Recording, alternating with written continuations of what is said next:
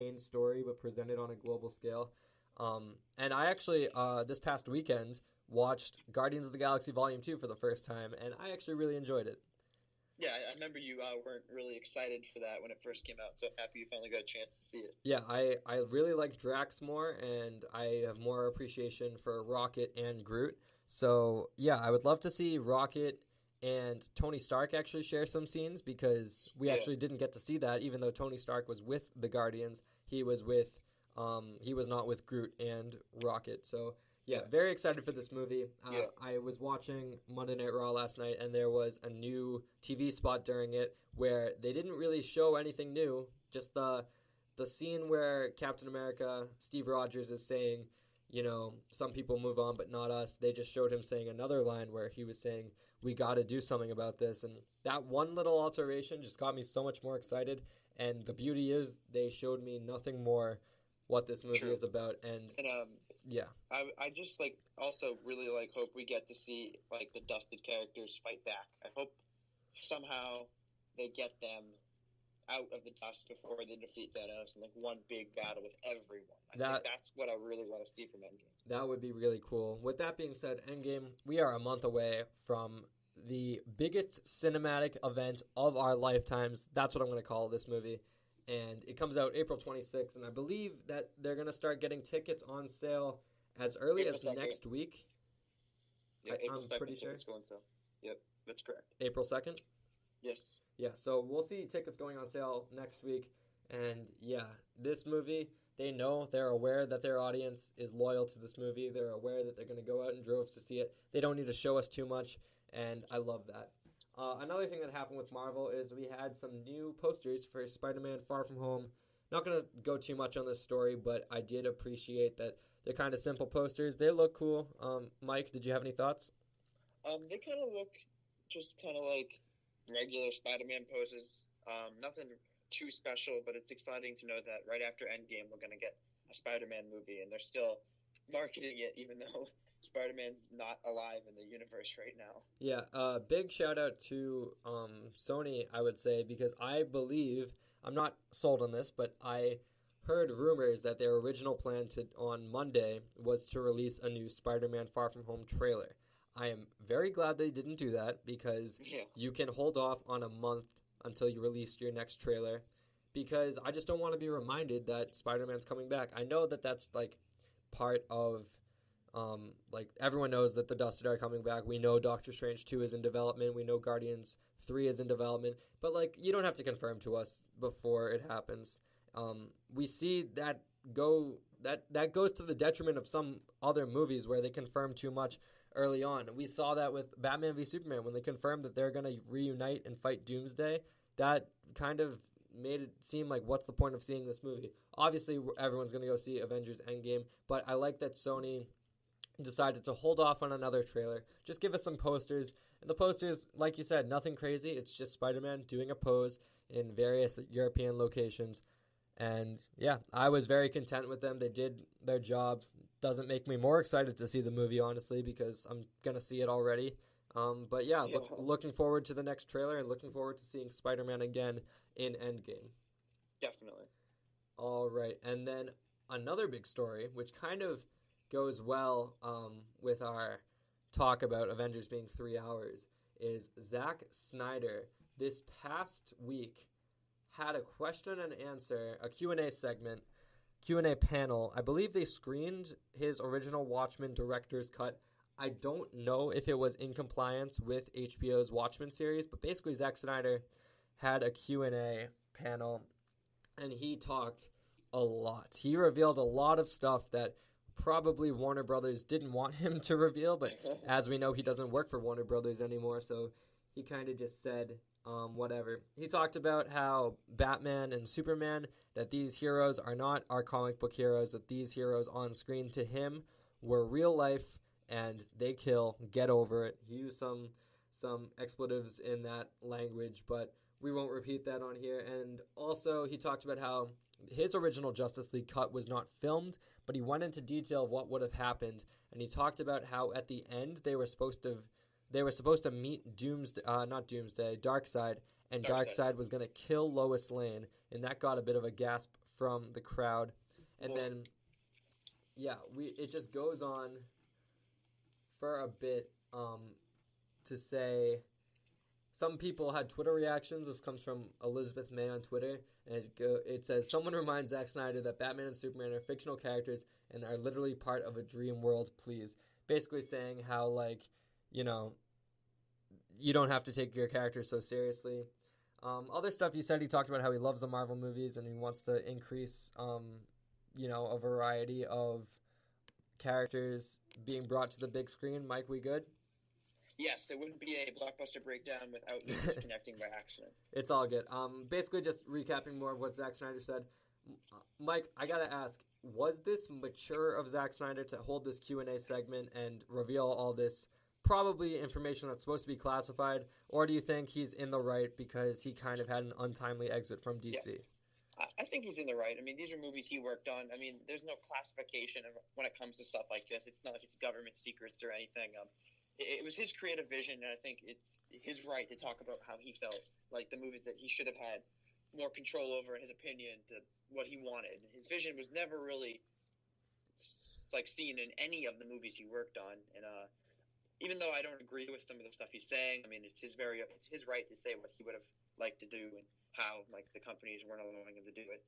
Yeah, I kind of go on the other side. I don't think he should have had something like this. I don't think it's right what he's doing on Twitter and Instagram, maybe. I'm not sure if he's doing it as much on Instagram, but I know on Twitter he'll respond to random people's questions and just kind of rile people up with his original Justice League envision.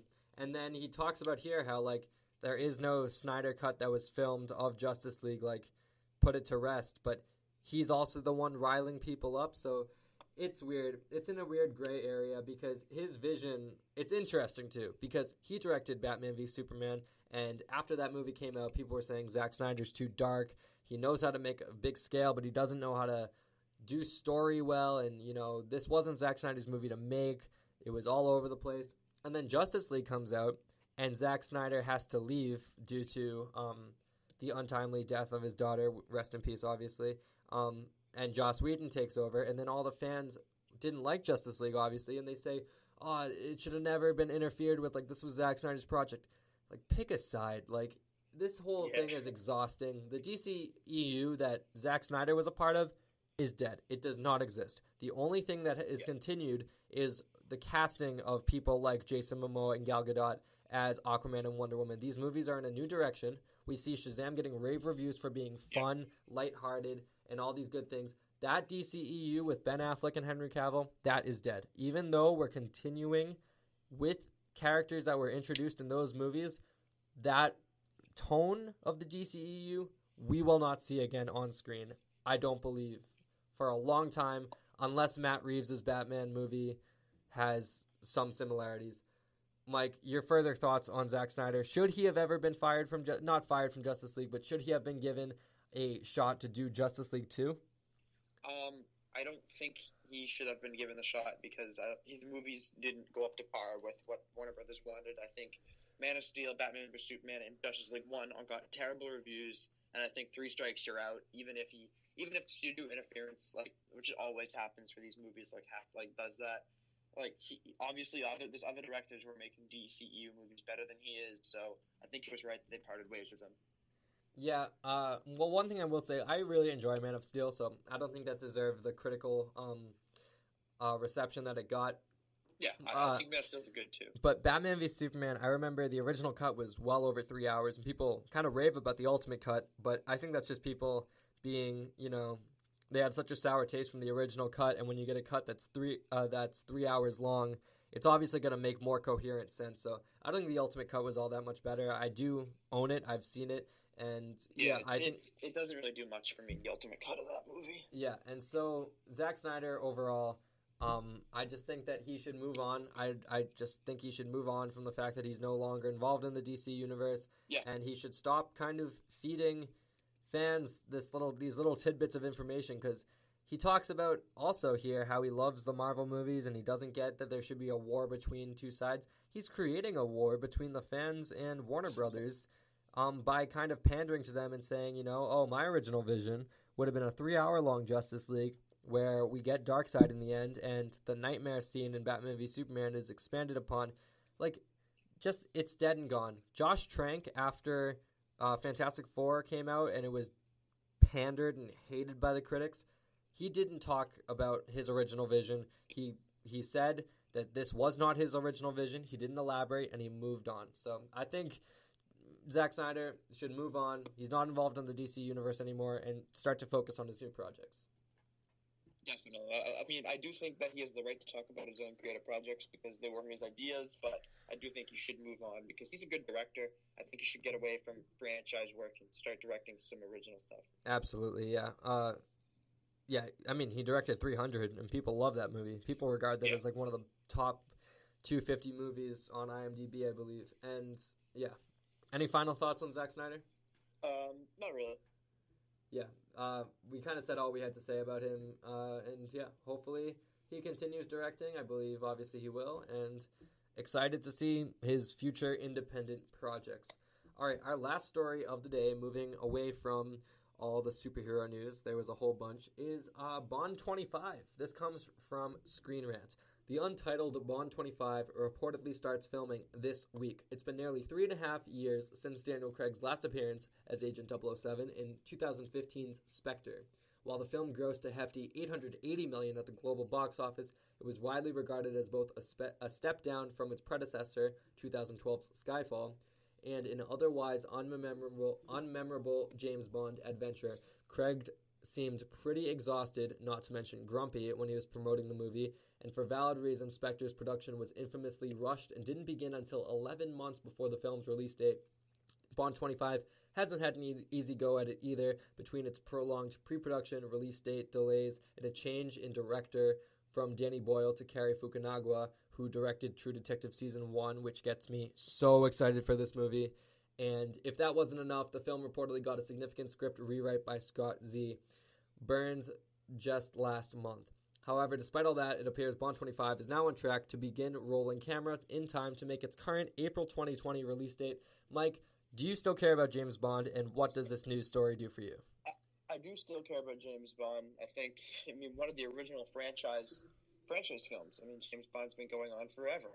I agree that Spectre was pretty boring. I don't remember a thing from that movie whatsoever, and I saw it in theaters. I don't remember what happened. I just remember Christoph Waltz was the villain, and Dave Bautista was in it as Mr. Hinks.